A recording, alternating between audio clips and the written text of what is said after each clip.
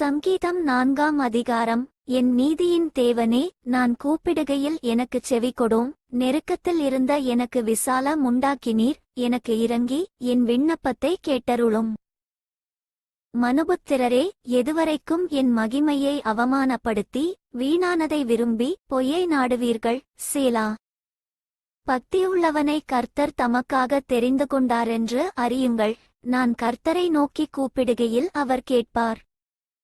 நீங்கள் கோபங்கொண்டாலும் பாவம் செய்யாதிருங்கள். உங்கள் படுக்கையிலே உங்கள் இருதயத்தில் பேசிக்கொண்டு அமர்ந்திருங்கள். சேலா. நீதியின் பலிகளைச் செலுத்தி கர்த்தர் மேல் நம்பிக்கையாயிருங்கள். எங்களுக்கு நன்மை காண்பிப்பவன் யார் என்று சொல்லுகிறவர்கள் அநேகர். கர்த்தாவே, உம்முடைய முகத்தின் ஒளியை எங்கள் மேல் பிரகாசிக்க பண்ணும்.